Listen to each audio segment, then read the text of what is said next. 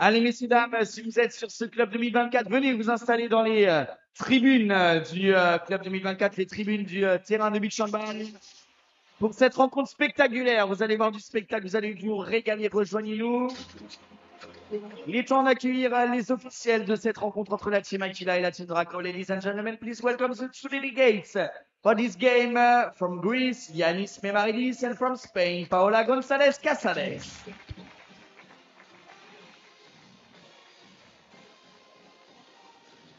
Please welcome the two referees from Poland, Silvia Bartowiak and Veronika Lakomin.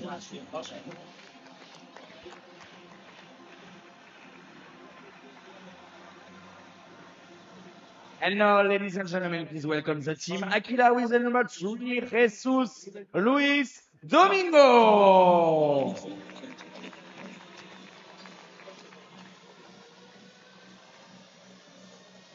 The number 7 from Uruguay, Santiago Rodriguez Santi. Number 8 from Qatar, Mohamed Zaki Hassan. Number 9 from Germany, Severin Henrich. Nous sommes de retour sur les antennes d'Handball TV. On déroule le programme, le sixième match de la journée avant de terminer par nos deux équipes de France féminine et masculine. Opposition entre la team Aquila et la team Drago. Benjamin Galigo est dans ma compagnie, joueur de l'équipe de France. Salut Ben. Salut Jocelyn. Content de t'avoir parce que bien on va voir une analyse, une expertise entre guillemets de l'intérieur, parce que ces joueurs là que l'on voit être en train de pénétrer sur le sable de ce terrain pour ce showcase ici, eh bien tu les as affrontés et bien tu vas un peu nous donner les spécificités. Car celui-ci il est un petit peu plus difficile à marquer. Là lui quand il fait ça c'est compliqué. Voilà comment le parer, parce que avec ton équipe de France, eh bien vous avez livré hier de très bons matchs d'hier, parce que celui d'aujourd'hui, on a senti que forcément l'accumulation des matchs commençait à peser. Et j'ai vraiment envie de me focaliser sur les deux rencontres d'hier face à la team Pegasus et ensuite la team Draco, là qui est en train de rentrer sur le terrain, parce que là c'était vraiment une partie référence. On sait que toi tu as rejoint il y a moins longtemps cette équipe de France. En tout cas, tu faisais ta carrière conjointement ta carrière de handballeur indoor, mais en tout cas de ton souvenir avec cette équipe de France de beach, est-ce que c'est pas le match le plus abouti dans tous les compartiments? Complètement. Le match qu'on a fait hier en fin de soirée là à 19h, c'était le match le plus abouti. 2-7-0. 2-7-0, c'est le match le plus abouti qu'on a fait avec l'équipe de France, que ce soit en attaque comme en défense. Et on a fait un match plein. On n'a pas eu de temps faible, et ça c'est ce qui est très très rare et ça nous est jamais arrivé. Donc ça fait plaisir de jouer face à ces fantastiques joueurs. Donc là, on peut voir que c'est le Graal en fait. On les affronte presque jamais, parce que eux, ils sont toujours en finale. Et là, je sais pas combien de titres il y a sur le terrain, mais c'est magique pour nous. On prend énormément d'expérience dans cette courte période, et c'est vraiment plaisir. Tu me parlais bien que vous avez été lucide jusqu'au bout, vous avez mis l'intensité jusqu'au bout. Alors bien sûr là on est avec le micro, ça reste que des mots, mais dans les faits, dans les principes, comment ça s'articule? Parce que moi on parlait avec Eric, atteindre la performance c'est une chose, réussir à les rééditer, rester à ce niveau de performance, c'est là toute la complexité.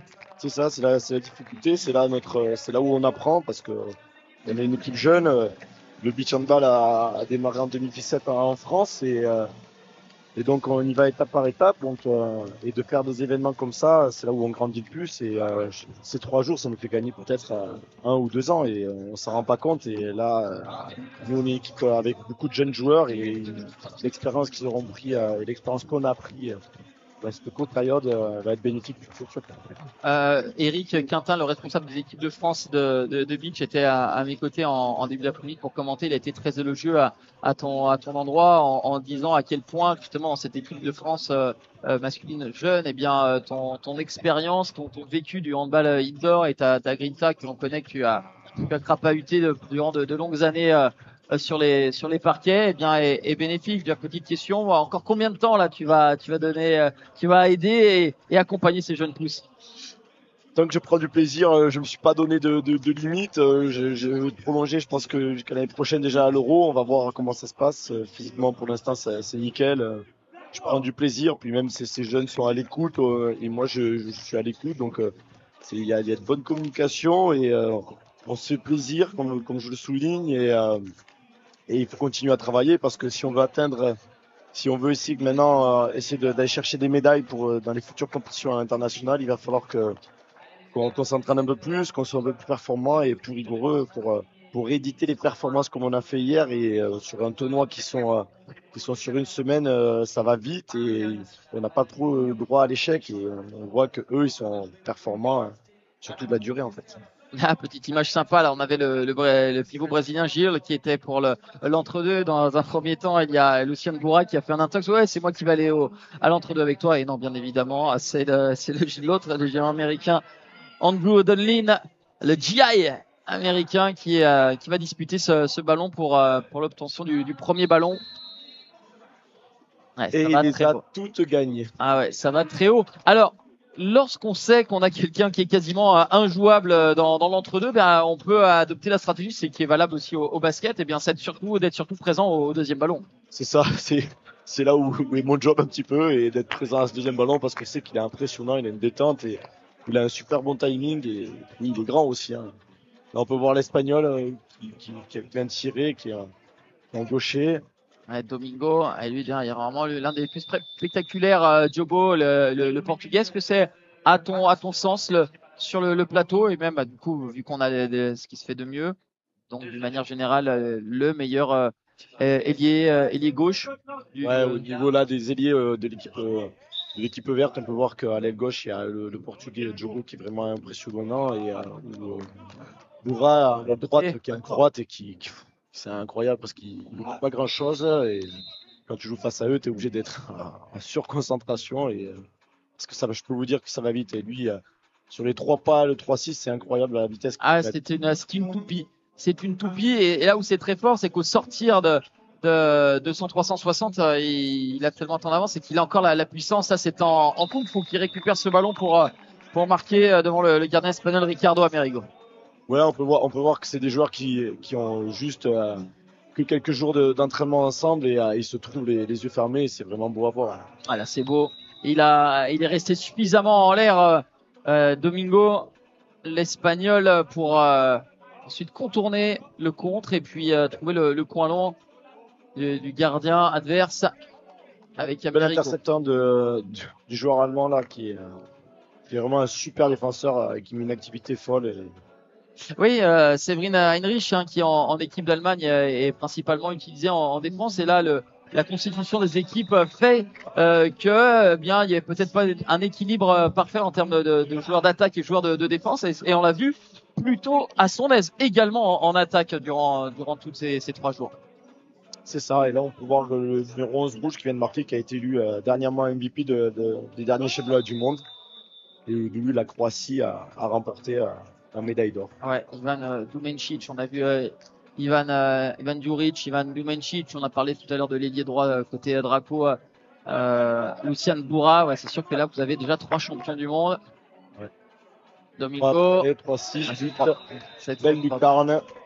Ouais, c'est difficile parce que j'aimerais qu'on arrive à faire une team All-Star dans la team All-Star, c'est-à-dire qu'avec les 3 équipes essayer encore d'extrême, mais c'est difficile parce que par exemple Lucien Bourra est énorme, on a aussi l'ailier droit qatari dans un autre style avec ses désaxés, ses tirs à l'horizontale. Et finalement, c'est difficile de faire encore vraiment une seule et même équipe de All-Star parce que Dumencic n'est peut-être pas le plus spectaculaire, mais sa gestion des rythmes, des tempos, la justesse dans ses choix est quand même assez hallucinante. Ouais, de faire une All-Star dans les All-Stars, c'est très compliqué. parce que il y a les meilleurs et en fait d'année, il suffit il y a de la confiance, il y a aussi un facteur un peu de chance et on sait que vraiment au beach handball tout va vite. Hop, Ah, il essaie de tir de tourner. vitesse, Ouais, ancien Lucas. coach de l'équipe de France. Ouais, juste avant Paul qui avec Jérôme Roland a poussé hein, pour Ah, c'est grâce à eux Ah. que vraiment le beach handball français a pris un essor et donc vraiment on les remercie fortement parce que c'est une super discipline et spectaculaire. Et toi justement comment tu es venu parce qu'on rappelle hein, parce que là tu arrêtes seulement là, à la fin de cette saison hein, ta carrière pro à l'USAM là où tu as passé l'intégralité de ta carrière pro, ta longue carrière pro. Comment en parallèle eh bien tu es arrivé vers cette discipline?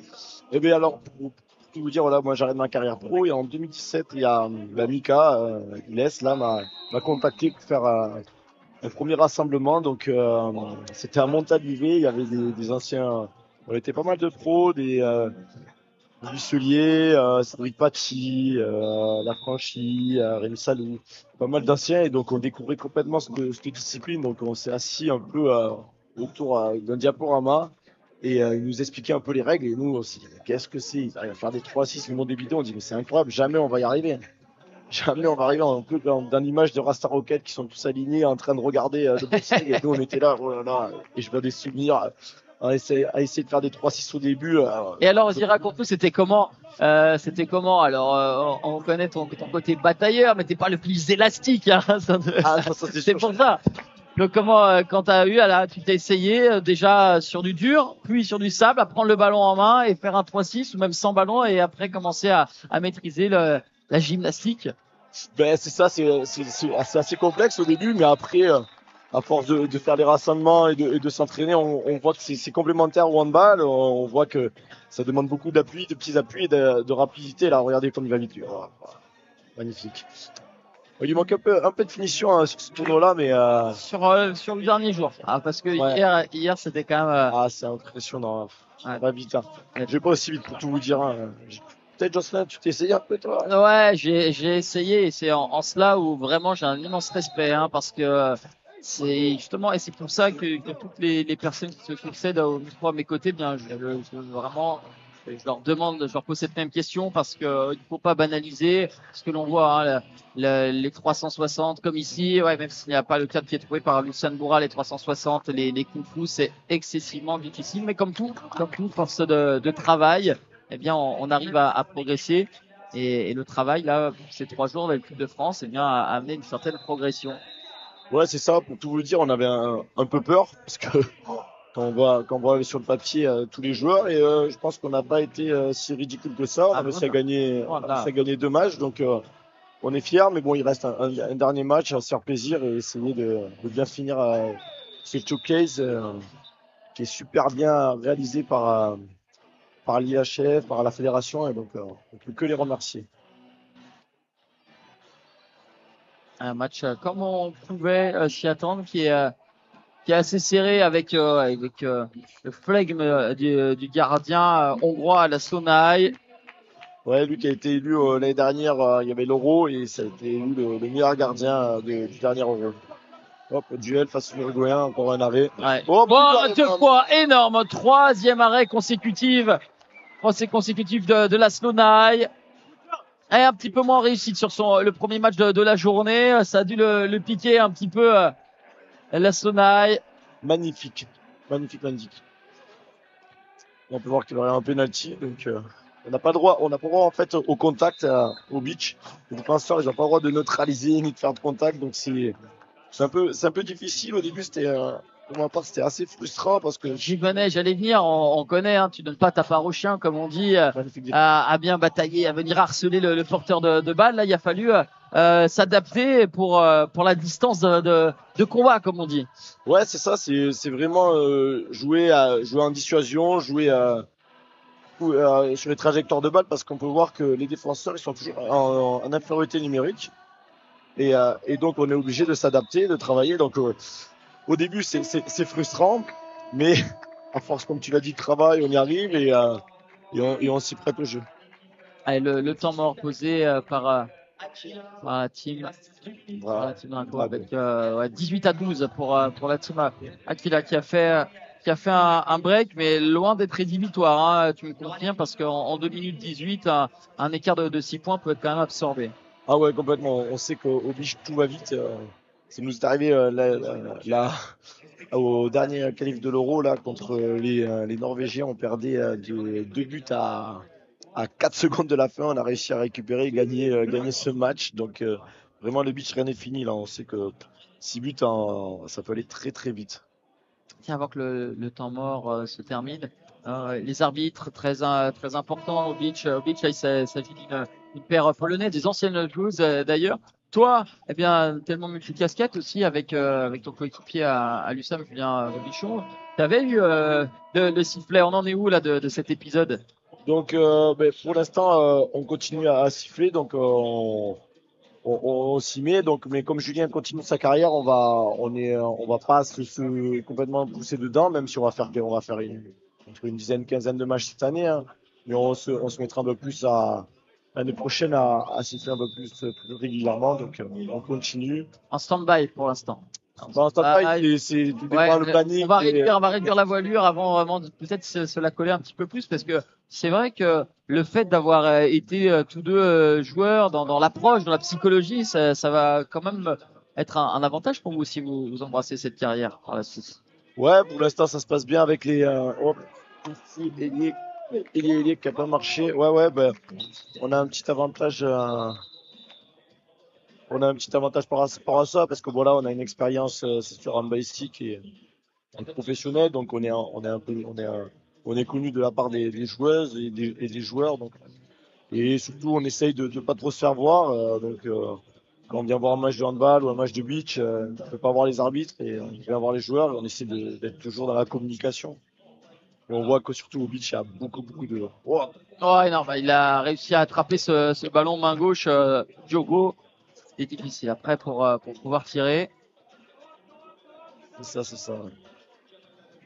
On voit que c'est toujours dans une bonne ambiance, la musique autour, tous les joueurs se respectent, donc c'est Ouais, encore énorme cet arrêt du pied de la Sonaille. Pourtant, il y avait la puissance. Hein. On avait réussi à trouver une fenêtre de tir et un décalage. c'est ça. Toujours -4. Avec ce tir par en dessous, c'est la barre transversale qui supplée le gardien espagnol Ricardo Amerigo. Ah, il a essayé de prendre des risques pour essayer de revenir rapidement. Hop, ta mort de l'équipe. Allez, le temps mort à moins de 20 secondes de la fin. C'est ça, là, ils vont préparer juste pour couper un peu le rythme et ils vont tirer normalement à un point pour essayer de gagner ce set. Parce qu'on sait qu'au beach, en fait, on peut gagner un set de 15 points et gagner le suivant de 1 point. Et en fait, ça ira au shootout. C'est ça, c'est un peu la beauté de ce sport aussi parce que on essaie de mettre beaucoup de spectacles dans ce qu'on fait. Alors, on n'a pas eu de shootout depuis le début de la journée. Peut-être sera-ce le cas pour cette rencontre ou les deux derniers avec les matchs de l'équipe de France. Mais ça aussi, hein, ça intègre une notion mentale et psychologique assez importante. Ah oui, c'est important parce qu'on sait que tout doit gagner les matchs, les shootouts. En fait, c'est vraiment important. En fait, c'est comme des penalties. Il y en a 5 par équipe et c'est un gros facteur de pression et donc ça fait partie du beach. Zaki, le garde un peu le Qatari, temps. ouais, la passe décalée avec ce but de Domingo.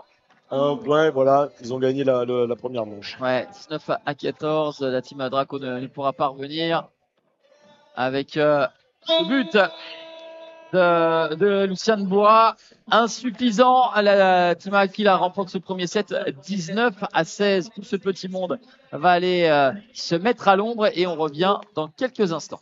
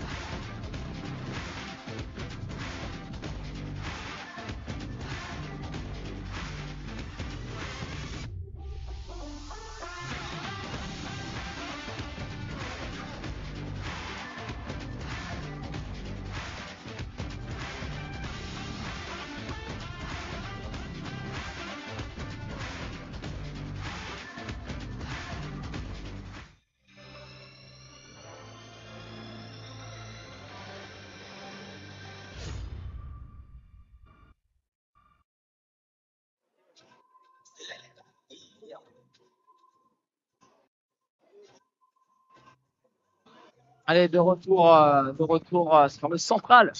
30 secondes avant le début de ce deuxième set. Le premier a été remporté par la Team Aquila 19 à 16. Ça s'est joué à quoi? Je pense qu'on voit seulement 3 points d'écart, des arrêts de gardien, plus de justesse dans les moments décisifs, que ce soit la finition ou à la passe. Ouais, c'est ça, surtout voilà, l'efficacité. Je pense que l'équipe verte a loupé 3 shoots d'affilée. Ils ont réussi à faire le trou et ils ont bien géré. L'équipe d'en face a bien géré le score. Et donc, mais là, pour tout vous dire, là, les cartes sont rebattues et j'espère qu'on va avoir des shootouts pour vous montrer Ouais. un peu ce que c'est. Spécificité, une question par rapport à la défense, hein, on y revient encore parce que vraiment, comme on le disait, ce match va faire date hein, lors de la victoire de l'équipe de France face à cette team Draco, cette team à maillot vert. 2-7-0, c'est quand même pas rien. Il y avait une défense que vous avez mis en place qui les avait vraiment gênés avec travail agressif, venir chercher, empêcher le porteur de balle de manœuvrer à son aise. Ouais, on a essayé de mettre beaucoup d'activités avec Alexis et Axel. Donc, on a une superbe relation tous les trois. On s'entend parfaitement et on a essayé aussi de varier les systèmes défensifs parce que pour essayer de les gêner au maximum. Mais on n'a pas vu, mais on a beaucoup tourné sur différents postes tous les trois et vraiment c'était super. Mais on souligne la défense, mais je peux vous dire que hier l'attaque a fait un match Ah oui, fantastique. Ils ont réussi à mettre une intensité dans les montées de balle. Hop, bien défendu la défense du géant américain. Ouais, hier en revenant à ce que je disais, l'attaque a réussi à mettre une efficacité, à mettre tout ce qu'il fallait pour tous les ingrédients pour gagner ce match. Et vraiment, ça faisait plaisir et on était heureux pour eux de cette belle performance. Ouais, voilà l'illustration de Diogo. Vitesse dans le 360 et puissance dans le tir allié à la précision. Hop. Domancic qui va ressortir pour le spécialiste, le Qatari. Voilà, un simple tir, simple entre guillemets, hein, je veux dire pas un 360 bien Kung Fu qui est malgré tout primé puisqu'il a avoir ce maillot jaune similaire à celui de son gardien. Ouais, lui il peut tirer normalement et ça compte 2 points en fait. C'est comme si c'était le gardien sur le terrain. Ouais, bien joué, attraper ce ballon dans les airs et placer ce chab entre l'oreille et l'épaule de Ricardo Amerigo. Domancic. Hop. Qui est vraiment un poison à défendre parce que il abuse de feinte et il a une qualité de passe extraordinaire. Donc c'est pas facile parce que en face il y a des géants et je peux vous dire que ça défend aussi très bien. Wilstrup. Ouais, bien joué cette passe par au-dessus pour lober Heinrich et trouver Lucien Bourra. Ah, il a la tête basse, hein. Il a raté le lob tout à l'heure, ici le cadre. Ouais, on l'a dit tout à l'heure, un peu manque d'efficacité, c'est un peu dommage. Hop. Ouais, ce sera bon. Le ballon a failli échapper à Domingo finalement. Ça passe et la lucidité aussi hein, pour Heinrich parce qu'il était parti avec beaucoup d'engagement et au sortir de son 3-6, il a vu qu'il était et excentré et avec un défenseur en face de lui, il a eu la vista de passer ce ballon. C'est ça, ouais, il s'est dit, voilà, comme tu l'as dit, il était vraiment sur le côté, il a réussi à mettre un coup de feu pour son pivot. Et donc un peu rare, ils ont mis un pivot gaucher des deux côtés et donc hop là. Ouais, le Chab, il ne passera pas. Non, mais vraiment, des joueurs dans des registres différents. Un registre à la sud-américaine, un registre à la sud-américaine. Bruninho et Domancic, la gestion des tempos, la justesse dans les choix, les passes, c'est quand même assez impressionnant. Hein. Mais pour autant, on a vraiment deux profils singulièrement opposés. C'est ça, ouais, complètement. Comme là, vous allez voir tout à l'heure contre nous, il y a un petit Brésilien. Ouais, qui est vraiment complètement différent, mais ils ont une qualité de sortie de balle qui est extraordinaire et c'est vraiment très difficile de jouer. Ils ont une lecture de jeu fantastique. Oh, c'est beau. C'est très beau. Il est arrivé du Diable Vauvert, là, Diogo, pour aller chercher ce ballon très haut et ensuite ajuster ce Chabalob. Il est vraiment impressionnant. Il a une extension fantastique. Ouais, parce que deuxième intervention à 6 mètres de la Slonaï. Ça peut permettre à la team Draco de reprendre le lead. Ça, match nul. Bourra. Voilà, fixation et encore. C'était dur là. Complètement désarticulé. C'est le poteau qui va renvoyer la tentative. On peut voir là le spécialiste qatarien qui est sur le côté. Peut-être qu'ils essayent d'excentrer le jeu, moins le pivot, et c'est difficile pour le défenseur qui défend à gauche, en fait les deux à gauche. C'est compliqué parce qu'il doit gérer en même temps le pivot. Hop, le contre il est licite, le ballon va être récupéré par la team Aquila, mais le contre il était parfait dans les règles de l'art, à part d'Andrew Donlin. Dumancic. Ouais, encore une fois, ouais, à cet endroit-là, cet impact, c'est la deuxième fois qu'il sort un ballon au croate de la sorte, la Stoney.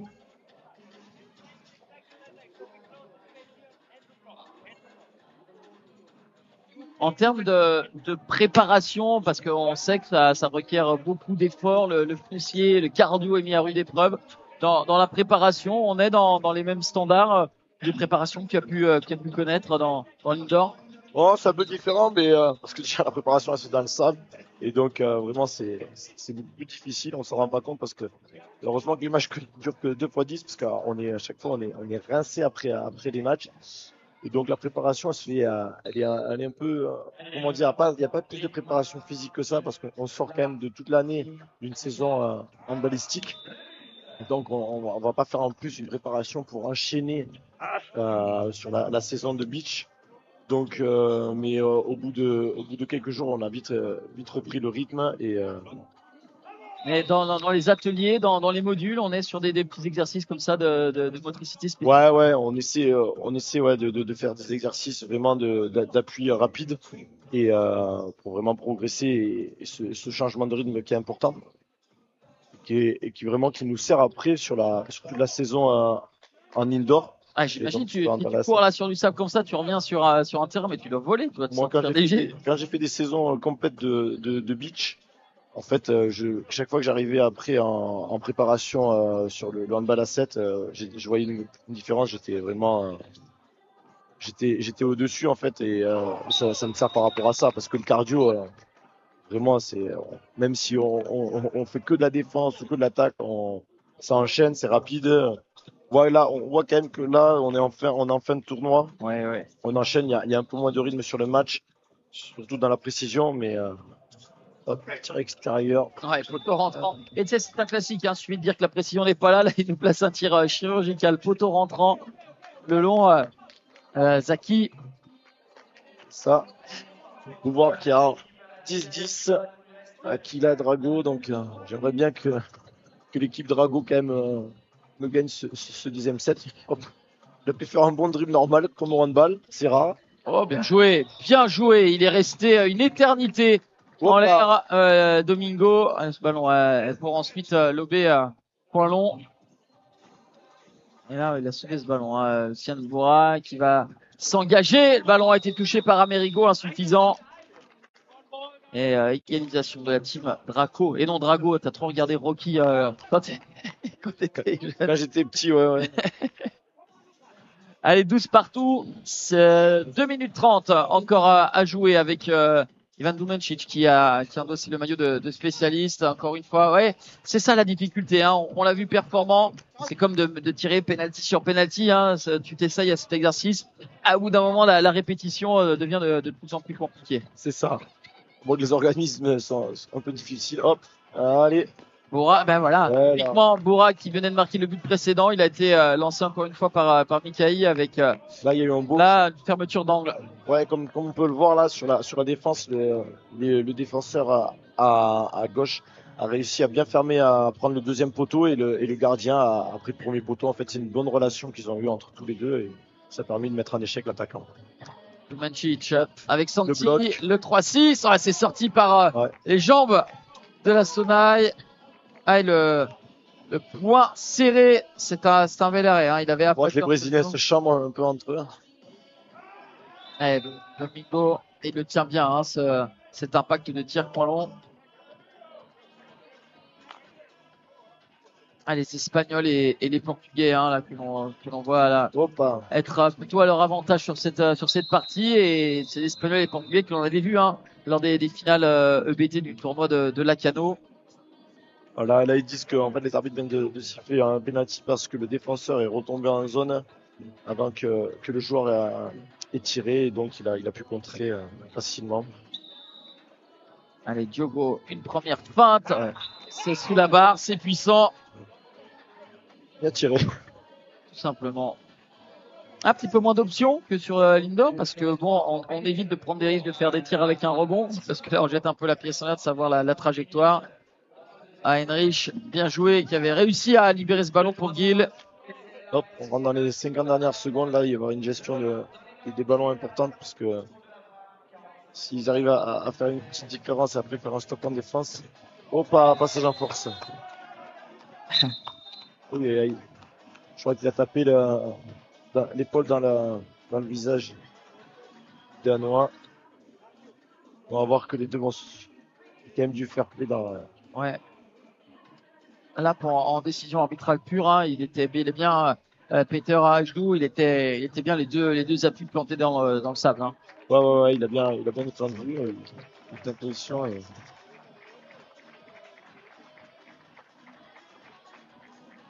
Voilà, quand tu parles de fair play, il y a un joueur au sol. Il va se relever, ça va aller pour Martin Wittstrup, le vice-champion du monde. Donc l'équipe du Danemark et qui a donc perdu face à la Croatie. Un immense joueur, hein, très très connu, reconnu et respecté dans le circuit. C'est ça. Qui est vraiment très bon, qui passe pas l'année dernière, mais sinon il a pas mal de titres de champion d'Europe lui aussi à son actif. Mais qui a pas l'habitude normalement de jouer des gauches, c'est plutôt quelqu'un qui joue central ou spécialiste. Allez, les 30 dernières secondes de ce set qui vont bien serré et le temps mort. Le temps mort, bras levé. On est dans le même principe, c'est-à-dire qu'au sortir du temps mort, le bras va toujours rester levé. Exactement, et je pense que là, je sais pas combien de passes il va rester une ou deux passes. En fait, il faut aller vite. Quand on part au shoot, on a le droit à une passe de plus par rapport à l'indoor et donc c'est un peu les différences. Je sais pas il faut mettre une stratégie en place. Ça va être intéressant de voir ce qu'ils vont faire. Je rappelle que cet homme-là, en face de vous, avec les lunettes, cheveux blancs, hein, c'est un coach hein, qui gravite depuis des décennies dans le milieu du beach handball, même depuis le début. Hein, Tamas, le Hongrois. Ça, c'est un pionnier du beach et qui a permis à cette belle évolution.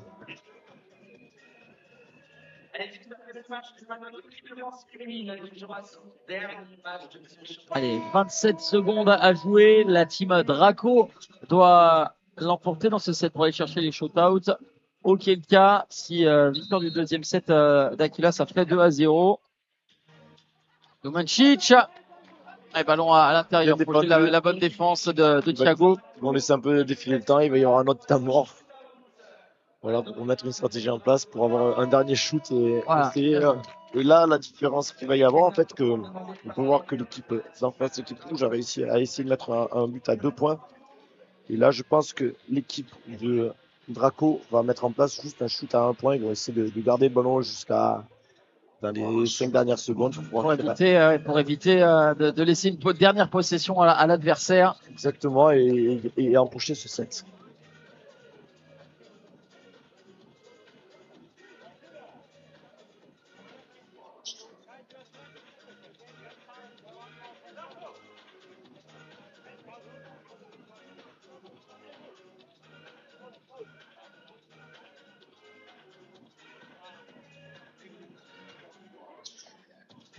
Et on est content de voir quand même le soleil parisien parce que les premiers jours ont été catastrophiques. Ah ouais, raconte-nous un peu comment ça a été vécu. On va laisser finir ça parce que il y a eu la pluie le premier jour et même le deuxième jour, il y a peut-être plus de fatigue. On a quand même senti qu'il y avait beaucoup d'énergie, je pense, liée à retrouver de bonnes conditions. Allez, les dernières secondes avec Wittstrup, le ballon renversé pour Diogo.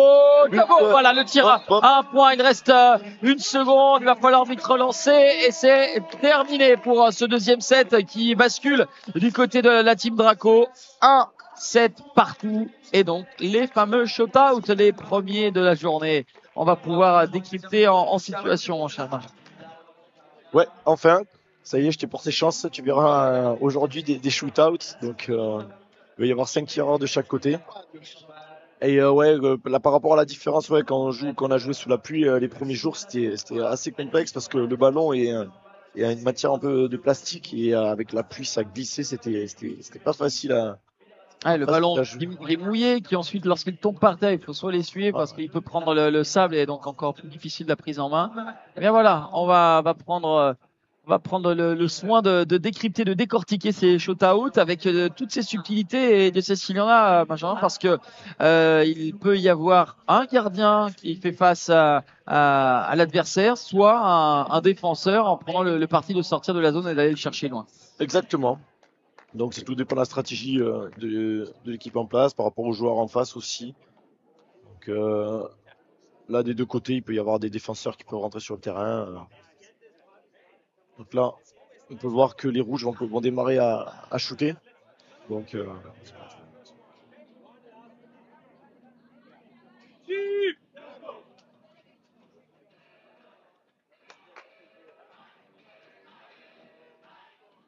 on sait que parfois il y a un petit peu d'intox lorsqu'on voit quel est le joueur qui va se présenter pour les tirer. On dit ok, donc c'est lui, on va mettre le gardien, ou c'est lui, on va mettre un défenseur. C'est ça. En fait voilà, non mais c'est surtout en fait les attaquants doivent rentrer et après c'est là où on fait le choix si on a un gardien ou un défenseur.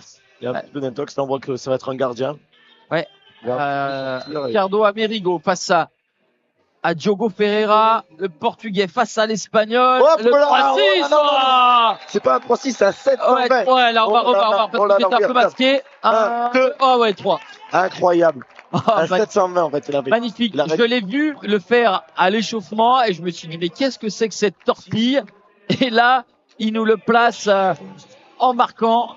Ah ouais, moi, j'ai incapable de le faire. Je pense que si je le fais, tu dois me relever avec une grue. Ah, parce que lui, s'est relevé comme ça avec le petit trash talking gentil, bien sûr, devant Ricardo Amerigo. Incroyable. Magnifique. Ça fait 2-0 pour la team Draco avec Heinrich. Oh, voilà, aussi. Et lui aussi. Ah, on se régale. Alors là. Et non, parce que on va vous mettre un peu dans le secret. Là, il y a Martin Wilson qui s'est tourné vers nous, vers toi, Benjamin. Idem pour Damas. Et en montrant à Mikaïd, il dit bon, dis donc, est-ce que les gars, vous êtes capables? Non, on sait très bien. On peut voir encore un 720, mais incroyable. Je pense qu'il y en a peu qui peuvent faire ça. Il y a aussi, je pense, l'américain aussi qui ouais. Vraiment, vous pouvez le voir, il est incroyable. Lui, il fait des 3-6. On va le voir sur le match d'après avec les de France. Main de gauche, main droite. C'est vraiment. Oh, c'est incroyable. Là. Ah oui, même les arbitres polonaises ont le sourire. Là, tout le monde en prend plein les mirettes. C'est le showtime à son paroxysme. Vraiment, c'est extraordinaire. Là, peut-être l'Espagne va essayer de le tenter. Alors. Il va essayer de le faire, mais là, c'est. Ah ouais, là, alors. Domingo, ouais, lui, il a les capacités. On va voir. Je pense aussi, mais je sais pas. Là, il faut qu'il envoie le spectacle. Allez. Avec la relance. Ils ont mis un gardien. Domingo, la Sonaille. Oh, yes, magnifique. C'est un truc de fou. Magnifique. C'est dingue. Vraiment, c'est incroyable. Magique.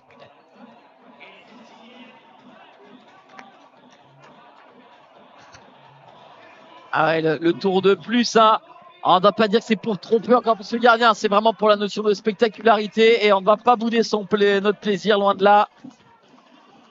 Non, là. Allez, bien, on va changer là. Du coup, là, défensivement, l'option, c'est Severin Heinrich qui va faire face à Martin Willstrup. Là, je pense que ça va être un peu moins rotatif. Allez, le tir désactivé pour contourner l'Allemand. C'est là où on voit que vraiment c'est les meilleurs joueurs du monde en fait. Ils peuvent faire des choses que personne ne peut faire sur la terre. Hop là, essayer de contrer, de remonter encore un peu, puis toujours ces belles images, ça finit avec du sourire, on se tape dans la main, on vient de marquer un but ou d'être un échec, c'est pareil. Voilà, c'est fait, on garde ce bon état d'esprit. Gio, le Brésilien, la faute de tir dos but entre les jambes, il vient finir. C'est le show. Ouais, C'est le show. extraordinaire, extraordinaire. On parle de showcase, oui, démonstration. Là, c'est le show, tout court, tout simplement. Vraiment, ils font plaisir à tout le monde, à tout le public. J'espère que vous êtes devant vos écrans, vous vous rendez compte. Oh, t'inquiète pas, hein, ceux qui sont pas là, nos équipes vont se charger après de faire tourner, de diffuser en boucle, de faire des highlights, comme on dit. Parce que là, il y a matière. Hein. Wilstrup avec Donlin. Oh, Oh. là, oui, ça, Ah ouais, là, ça a coiffé en arrière, là, notre ami Peter Ajdou, le Hongrois. Le gros, les c'est- oreilles. C'est assez rare aussi, hein. Ça arrive, bien sûr. On peut de toute façon utiliser les mêmes tricks, les mêmes artifices, le 360, le 720 et même le coucou. Là, c'est de cette manière hein, que Denis a marqué.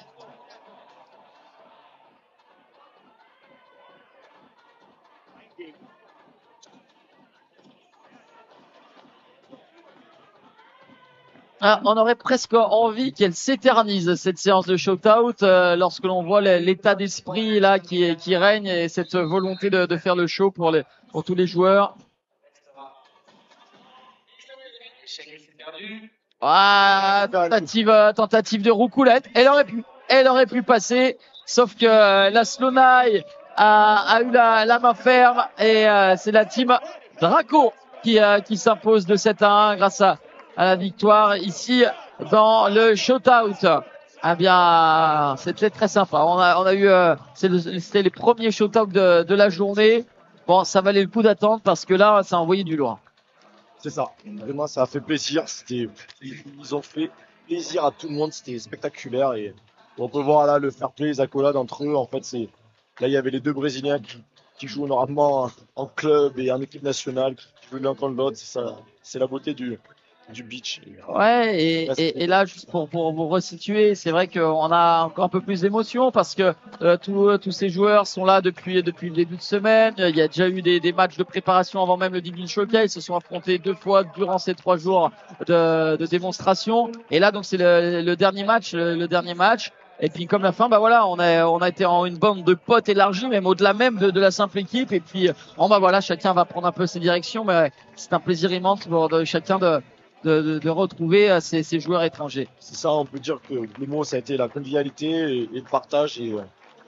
Et donc, vraiment, ce showcase est une réussite par rapport à la démonstration pour ces Olympiades. Allez, on va terminer avec les 2 matchs de l'équipe de France, la team Hydra face à l'équipe de France féminine à 17h avec Flo de Certaine, le coach de l'équipe de France jeune garçon qui va être à mes côtés. Et ensuite, Eric Quintin viendra boucler la boucle de ce magnifique week-end. Et toi, tu seras sur le terrain, mon cher Benjamin Gallego, face à l'équipe Pegasus. Voilà, il va falloir essayer de titiller Bruninho. Allez, fais-nous plaisir. Merci à toi, Benjamin. À plus tard. On se retrouve à 17h pour le prochain match. À tout de suite. Merci, Jocelyn.